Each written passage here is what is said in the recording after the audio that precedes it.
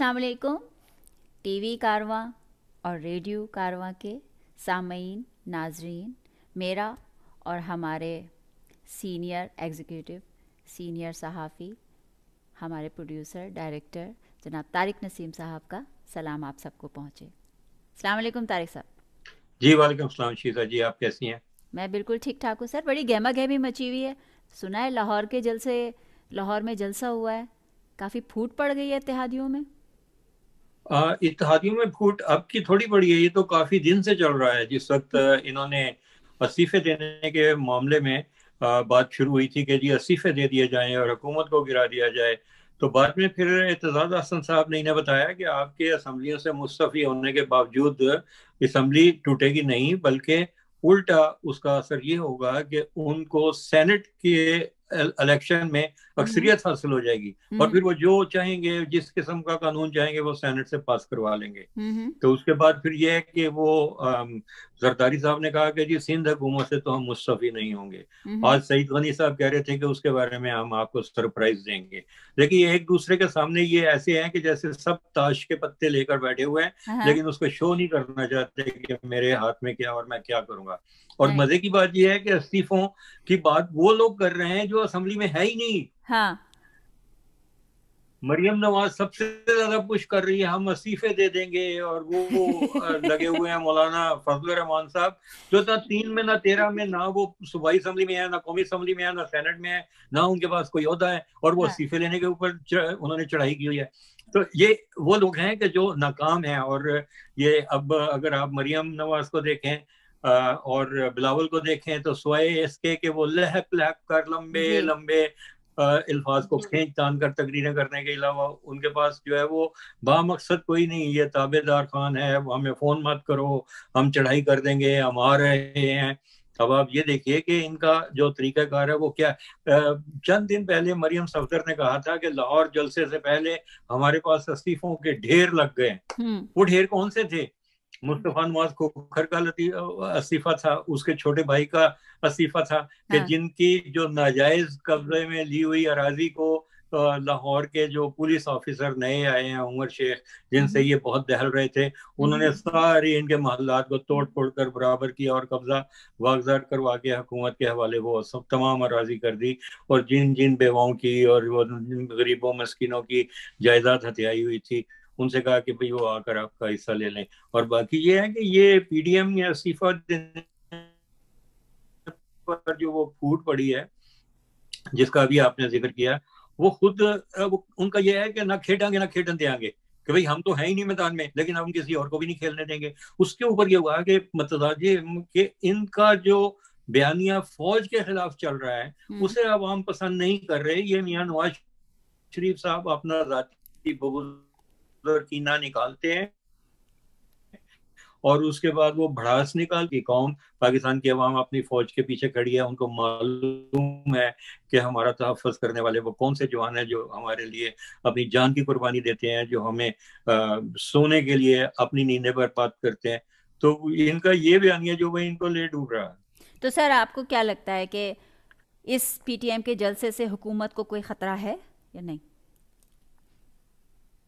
जलसों से कभी भी हुकूमतें नहीं टूटा करती। ये इस वक्त जो है वो सिर्फ लठबाज अपना जो मौलाना फजल रहमान साहब का, जिसको इन्होंने अंसारुल इस्लाम का नाम दिया हुआ है। याद रहे कि अंसारुल इस्लाम नामी तंजीम पाकिस्तान की हुकूमत के रिकॉर्ड के मुताबिक ये एक दहशतगर्द तंजीम थी जिसे बैन कर दिया गया था। राइट। अब इन्होंने ये वही लोग थे कि जो वहाँ स्कूल उड़ाते थे बमों से, और ये हमारे फौजियों के सर कलम करके उनके साथ फुटबॉल खेलने वाली तंजीम थी। ये एक तालिबान का हिस्सा था, हम्म। और ये इसके सरपरस्त मौलाना फजल रहमान थे। हम्म। अब अगर इन्होंने ये तासुर दिया है कि ये हमारी ये तो अंसारुल इस्लाम है, ये बरूंडी और वो इलाके जो वहां पर इंसारुल इस्लाम एक तंजीम है कि जो दहशतगर्दी की कार्रवाइयों में मुलव्वस होती है, अब इन्होंने फिर उसी नाम को लेकर आगे बढ़ाया है।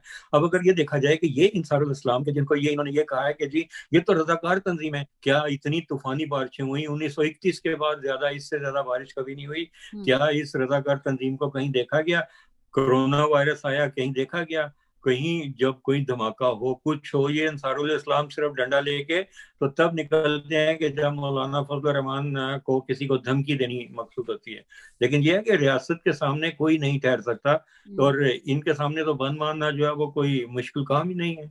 इसलिए जो है वो इनका जहां तक फूट पड़ने का ताल्लुक है, ये एक तासुर दिया जा रहा था कि चौधरी फजल इलाही के जो बेटे चौधरी शुजात हुसैन है, वो जब इनकी फातह खानी के लिए गए, इनकी वालदा नवाज शरीफ की वालदा साहबा के, तो ये तासुर मिला कि जैसे वो उनके साथ कोई डील बनाने गए हैं। इसी तरह चौधरी परवेज इलाही के बारे में ये कहा गया।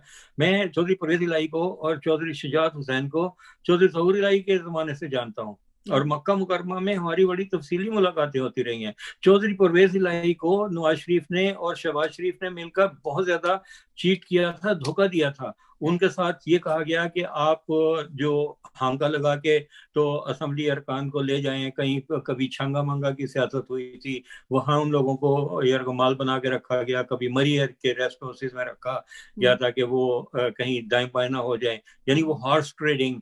तो उनको जो पैसे दिलवाए गए वो इन्हीं के जरिए से दिलवाए गए, यानी जेब इनकी खर्च हो रही थी और फायदा जो है वो उनका करना। और इनको ये ट्रिक दिया गया था, ये वादा किया गया था कि चौधरी परवेज इलाही को पंजाब का वज़ीर आला बना दिया जाएगा। और जब वक्त आया तो इन्होंने कहा, नवाज शरीफ साहब ने कहा जी अब्बा जी नहीं मान रहे, यानी मियाँ शरीफ साहब नहीं मान रहे, तो इसलिए शहबाज शरीफ को वज़ीर आला बना दिया गया और परवेज इलाही को स्पीकर पंजाब असम्बली बना दिया गया। लेकिन परवेज इलाही और ये दोनों भाई जो हैं वो बड़े एक इनका दूसरा रिश्ता है, इस भाई नहीं है बल्कि उनके बहनोई ही हैं ये चौधरी परवेज इलाही। सर तो आपको क्या लगता हमने है, इनसे मक्का मुकर्रमा। आपको क्या लगता है सर, ये जो जी, नवाज शरीफ साहब की अभी गर्मा गर्म तकरीरें जो चल रही हैं, ये तकरीरें क्या सिर्फ सियासत को गर्म करने के लिए हैं? एवें ये ये सियासत को गर्म नहीं कर रहे, अपना बेड़ा गर्क कर रहे हैं। अब आप अंदाजा लगाइए कि वो उनको कह रहे हैं कि जी ये एनआरओ मांग रहा है, ये हम इसको टिकने नहीं देंगे। भाई आप इतने शेर हैं, बहादुर हैं, तो अपने जो आपके दो बेड़े पले हुए जवान हैं उनको अपने बेटों को लेकर आए। आपने अपनी बेटी को मैदान में छोड़ा हुआ है। इसको आप कह रहे हैं कि पंजाब के वो महमूद अचकजई ने आके कह दिया कि पंजाब के लोग बगैरत थे, उन्होंने उस साम्राज्य का साथ दिया। अब आपको अंदाजा लगाइए कि बगैरत कौन है कि जो खुद तो मफरूर है और अपनी बेटी को मैदान में छोड़ा हुआ है। वो तकरीरें कलती रुलती फिर रही है। वो वहां से ग्वाल मंडी से भाटी गेट और अंदरून भाटी गेट जो शाही मल्ला का इलाका लगता है, वो हमजा शहबाज का इलाका है। हमजा शहबाज कहाँ है? और जो कायदे हस्ब इख्तलाफ हैं शहबाज शरीफ साहब, वो कहाँ हैं? वो जलसों में क्यों नहीं नजर आ रहे हैं? अगर वो इस सारे मामले का हिस्सा हैं तो वो कहाँ हैं? असल में जो है वो इनके घर के अंदर फसाद मचा हुआ है कि जब इस वक्त पार्टी के कायद, मौजूदा कायद जो हैं वो मियाँ शहबाज शरीफ साहब हैं, उनको नीचा दिखाने के लिए मरियम नवाज को आगे लाया जा रहा है और ये पार्टी के अंदर रस्साकशी हो रही है। इनके तो अपने अंदर एक पार्टी के अंदर फूट पड़ी हुई है, तो ये कैसे किसी दूसरे को कोई टांग खींचेंगे या हुकूमत को गिरानेंगे? अहलियत ही नहीं है इनकी। सिर्फ ये है कि क्राउड को पुल करते हैं। अभी मैंने देखा कि वो कुछ लोगों को दादा दरबार के सामने जो बैठे हुए हैं चरसी भंगी वगैरह, उनको पकड़ के लाया गया। उनको 300 रुपए रोजाना के हिसाब से उजरत दी गई और उनको कहा कि तुम झंडे और ये पकड़ के इधर उधर फिरते रहो, साथ में खाना वाना भी दिया गया। और दूसरी तरफ मरियम नवाज ने अपनी पार्टी की खवातीन की ड्यूटी लगाई कि पहले कहा कि तुम 1,000 औरतें लेकर आओ। अब आप अंदाजा कीजिए कि पार्टी की एक रुकन है, वो 1,000 औरतें कहाँ से पकड़ के ले वो आएगी? अल्ताफ भाई फिर से उनसे पूछ कह दिया लेना, वो नहीं। बता देंगे ना किस तरह से लेके आते हैं। वो अल्ताफ भाई के जलसे में देखे ना, बच्चे औरतें सब आ जाते थे, जमा हो जाते थे। वो देखें, क्राउड वो होता है जो चल के आता है। लाहौर ने बाग बैरून मोची दरवाजा में शोरश कश्मीरी के जलसे देखे हैं, जुल्फकार अली भुट्टो के जलसे देखे हैं, उनकी स्टेडियम में तकरीर देखी है, बेनजीर भुट्टो का जलसा मीनारे पाकिस्तान पर देखा है, जहरुल कादरी का जलसा देखा गया, उसके बाद फिर पीटीआई का इमरान खान का जलसा देखा गया। उसके मुकाबले में तो ये तो जलसी थी कि जिसको 11 जमातें मिलकर कर रहे हैं, तो फिर भी वो मीनारे पाकिस्तान का ग्राउंड भर नहीं पाए। इनके लिए ये बड़ी शर्म की बात होनी चाहिए कि हम किस जगह पर खुद अपने बारे में सोचे कि 11 जमातें हैं, मौलाना फजल रहमान साहब सुबह से लेकर शाम तक वो मदारिस में रुल रहे थे, मिन्नतें कर रहे थे उनकी कि भाई अपने जो वो मदारिस के तुलबा हैं उनको जलसा भरने के लिए भेजो। उन्होंने कहा जनाब जो बालिग हैं वो जाना चाहते हैं तो चले जाएं। पिछली दफा भी इनके साथ यही हुआ था, वो गुजरांवाला के जलसा में ले जाना चाहते थे, उन्होंने नहीं भेजे थे। उन्होंने कहा कि जो अपनी मर्जी से जाना चाहे वो आपके साथ चला जाए, वरना हम बच्चों को आपके साथ नहीं भेज सकते जो अभी रेजिडेंट इस वहाँ के हैं। वक्त जो कोरोना की सिचुएशन है और पाकिस्तान इस वक्त बहुत बड़ी मुश्किल में है, आपको पता है इस वक्त बहुत ही क्रिटिकल है। स्पेशली पाकिस्तान में कोरोना बहुत तेज़ी से बढ़ रहा है और बहुत पेशेंट्स उसके सामने आ रहे हैं, बल्कि डेथ्स आ रही हैं सामने। तो पिछली वेव से ज़्यादा स्ट्रॉन्ग वेव इस वक्त पाकिस्तान में है कोरोना की। क्या आपको ऐसा नहीं लगता कि ये जो जलसे जुलूस हो रहे हैं ये इसकी ख़ास वजह है? शीजा जी आपको पता है कि कल अमेरिका में जो डेथ्स थी वो 3,300 थी एक दिन में। यही हाल कनाडा में हो रहा है। ये जो दूसरी लहर आई है वो पहली से इसलिए ज्यादा खतरनाक है कि जो पहले तो ये होता था कि जब कोरोना को कोई इफेक्ट होता और वो किसी को वायरस को महसूस होते थे तो वो तीसरे दिन पता चल जाता था कि उसको कुछ वायरस है। अब जो है वो तकरीबन 10 दिन के बाद पता चलता है, जिस वक्त वो ऑलरेडी मौत के मुंह में जाने के लिए तैयार हो चुका होता है और वेंटिलेटर और ऑक्सीजन उसको दरकार होती है। यही वजह है कि हॉस्पिटल्स कनाडा और अमेरिका में फुल हो चुके हैं, अपनी कैपेसिटी के लिहाज से फुल कर दिए उन्होंने। अब वो ये जगह ढूंढ रहे हैं कि कहाँ जो है वो ऑक्सीजन लगाए। लाहौर में 1,000 बेड का उन्होंने एक नया हॉस्पिटल क्रिएट किया। इन्होंने ये हरकत की है कि इतना क्राउड वहां पर इकट्ठा किया, कोई एसओपी का ख्याल नहीं किया गया, लोगों के पास मास्क नहीं थे, हुल्लड़बाजी हो रही थी। अब तो इनको ये चाहिए कि जो हॉस्पिटल में दाखिले के लिए जाए उसका फोन पकड़ें, जो वो लहरा लहरा के बता रहे थे कि हम यहाँ मौजूद हैं, उसका फोन पकड़ें और उसकी जियो फेंसिंग करके देखें कि अगर तो ये जलसे में गया हुआ है तो उसको कहें भाग जाओ यहाँ से, तुम्हारे लिए हॉस्पिटल में जगह नहीं है। जगह उनको मिलेगी कि जो हकीकत में बेचारे खामखा में कोरोना का शिकार हो गए थे, लेकिन जिन्होंने जानबूझकर खुदकुशी की, इस अंधे कुएं में छलांग लगाई, उनको तो हॉस्पिटल में दाखिल ही नहीं किया जाना चाहिए। तो ये सूरत हाल है कि अब इसका अगर ये ख्याल, ये तो इक्तदार की रस्साकशी के लिए गरीब लोगों के बच्चे मरवा रहे हैं, इनको खुद ख्याल होना चाहिए कि आप बात करते हैं जमहूरियत की और अवाम की भलाई की, लेकिन ये है कि आप गरीब लोगों को इंसानियत आप में खुद में तो थोड़ी सी सिंपथी होनी चाहिए। लोगों को आप मरवा रहे हैं, मासूम लोग जो बेचारे गरीब लोग हैं वो इस वक्त मर रहे हैं। इतनी शदीद कोरोना की लहर आई हुई है और आप लोगों को जलसों में बुला रहे हैं। यहाँ पे तो आपका अपना एक चेहरा सामने आ रहा है कि आपको बिल्कुल किसी से सिंपथी नहीं है, बिल्कुल आपके अंदर ज़रा सी भी इंसानियत नहीं है कि आप इस चीज़ को समझें। जी बिल्कुल सही है, आपने सही फरमाया। तो अब इसका जी ताई साहब, प्रोग्राम का वक्त ख़त्म हो रहा है। मैं आखिर में एक बात महमूद अचकज़ई के हवाले खिताब के से बारे में करना जी चाहूँगा, अगर आप इजाज़त दें तो। जी बिल्कुल छोटी बिल्कुल। सी बात है। महमूद अचकज़ई ने लाहौर में खिताब करते हुए कहा कि लाहौरियों की बेगैरती ये थी कि इन्होंने अंग्रेज साम्राज्य का साथ दिया और अफगानिस्तान के ऊपर कब्जा करवा दिया। मेरा ख्याल है कि ये बच्चा माशरती इल्म में हमेशा फेल होता रहा है अफगानिस्तान के ऊपर, और इसको पाकिस्तान से ज्यादा अफगानिस्तान की फिक्र है। अफगानिस्तान की हमेशा बात करता है और ये कहता है कि यहाँ खैबर पख्तूनख्वा और बलूचिस्तान को मिलाकर सूबा अफगानिया बना दिया जाए। कभी ये कहता है कि ड्यूरेंट लैंड को हम तस्लीम नहीं करते, कभी ये कहता है कि ये हिस्सा तो अफगानिस्तान का है उसमें जम कर दिया जाए। भाई तुम्हें इतना पसंद है तुम वहां चले जाओ। अब लाहौरियों को ये इसने ताना दिया, इसको ये पता नहीं कि भगत सिंह वो लाहौर डिवीजन का एक बंगा गांव था, वो वहां का था। निजाम लाहौर का, निजाम लोहार कहाँ का था? ये वो लोग हैं जो आजादी के मुजाहिदीन थे। और अफगानिस्तान पर कब्जा करने वाले कौन थे?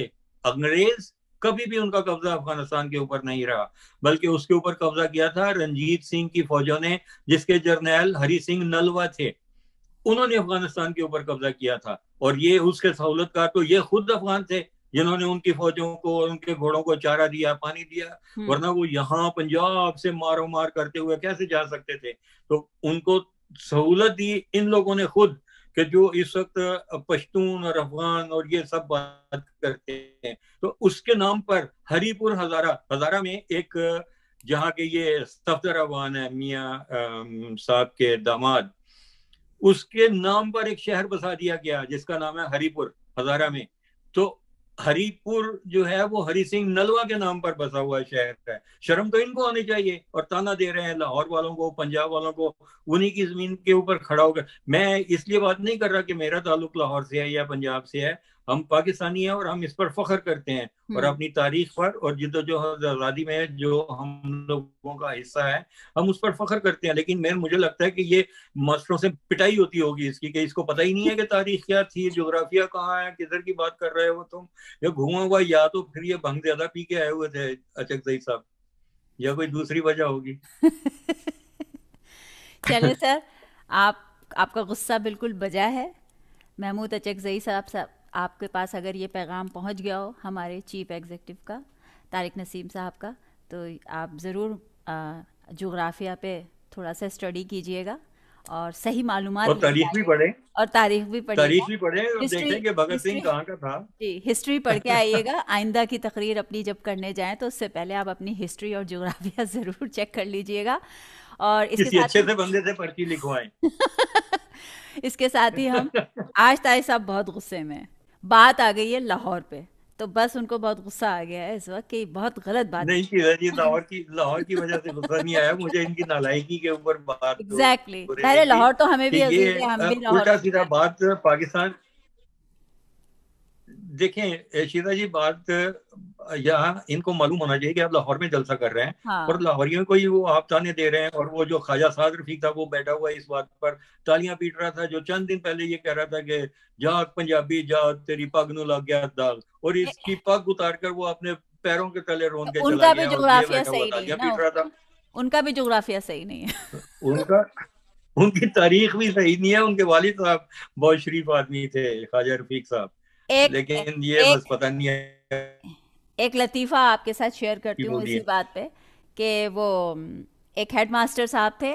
पुराना लतीफ़ा है। एक हेडमास्टर साहब थे, क्लास में बच्चों से पूछा कि बच्चों बताओ सोमनाथ का मंदिर किसने तोड़ा। बच्चे जो थे उनको समझ में नहीं आया, तो जी। किसी बच्चे ने बोला नहीं सर मैंने नहीं तोड़ा। किसी और बच्चे ने बोला नहीं सर ये जो दूसरा खड़ा है ना ये बहुत खेलता था उसके साथ, इसने तोड़ा होगा, मैंने नहीं तोड़ा। सब ऐसे कहने लग गए। तो उस्ताद को गुस्सा आया, उन्होंने सबको सज़ा दे दी। हेडमास्टर गुजर रहे थे, उन्होंने पूछा भाई क्यों बच्चे रो रहे हैं, तुमने क्यों सज़ा दी? उन्होंने कहा सर किसी को पता ही नहीं है सोमनाथ का मंदिर किसने तोड़ा। तो कहने लगे यार अब टूट गया, टूटने वाली चीज़ थी और बन जाएगी, यार आप बच्चों को क्यों आप इतना रुला रहे? तो अब मास्टर साहब को और गुस्सा आ गया कि यार हेड मास्टर को भी नहीं पता है।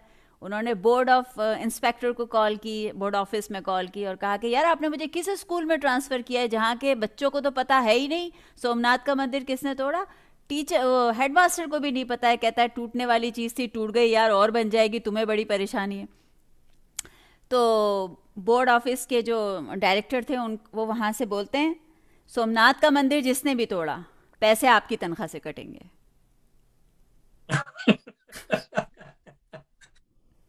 तो अब ये देखें कि ये यहाँ पे भी बस यही हाल है कि ताली बजाने वाले को भी कुछ नहीं पता, कहने वाले को भी कुछ नहीं पता, सुनने वाले को भी कुछ नहीं पता, मालूमात किसी के पास नहीं है और बस शोर मचा के रखा हुआ है। अब वो देखे ना, जो उनके सामने क्राउड बैठा हुआ था और उसकी हालत ये थी कि वो जलसे से जाते हुए इनकी 5-5 10-10 कुर्सियां उठा के साथ ले गए। आहा। अंदाजा करें, तो इनकी कुर्सियां उठा के ले गए साथ में, और वो आए कहाँ से, वो जो उनके पहलू में शाही महल है वहां से जो अरे क्राउड आया था, यार। वो कुर्सियां भी इनके उठा गए। वो जो मोटी मोटी खवातीन आई हुई थी वो भी वहीं की थी, वो भी इनको। तो बहरहाल आइंदा इनको सोचना चाहिए कि किसी अच्छे तरीके से ऑर्गेनाइज करें, इस तरह से गलियों बाजारों में रुलकर और ये जो किराए के लोग आप लाकर, तो ये इससे कुछ हासिल नहीं कर सकेंगे। कोई आपके पास कोई एजेंडा होना चाहिए। हम आपका ये मैसेज सर पहुंचा देंगे सोशल मीडिया के थ्रू शुक्रिया। कि पीटीएम वाले तमाम हजरात जितने भी अरकान हैं, जितनी भी जमातें हैं, उनको तारिक नसीम साहब का ये पैगाम है कि पूरी मालूमात, पूरी इन्फॉर्मेशन, पूरी नॉलेज के साथ आएँ और अपने लोग लेकर आएँ। जो कुर्सियाँ लेके अपने भागे लोग ना। लेकर अपने लोग लेकर आए। सर प्रोग्राम का टाइम बहुत ज़्यादा हो गया है, अब ख़त्म करते हैं। तो इंशाल्लाह ताला नेक्स्ट प्रोग्राम में हम किसी नए टॉपिक के साथ फिर से आते हैं। जब तक के लिए इजाज़त दीजिए मुझे और तारिक साहब को। अपना बहुत ख्याल रखिए, स्पेशली कोरोना से अपना बहुत ख्याल रखिए। मास्क ज़रूर पहनिए। हम तो जूम मीटिंग पे हैं इसलिए मास्क नहीं पहने हुए हैं, क्योंकि अलग अलग बैठे हुए हैं। साथ बैठे होते तो यकीनन मास्क पहन के बैठते। तो जी इंशाल्लाह बिल्कुल। फिर मुलाकात करेंगे। अल्लाह हाफिज़। अल्लाह हाफिज। पाकिस्तान जिंदाबाद। जिंदाबाद।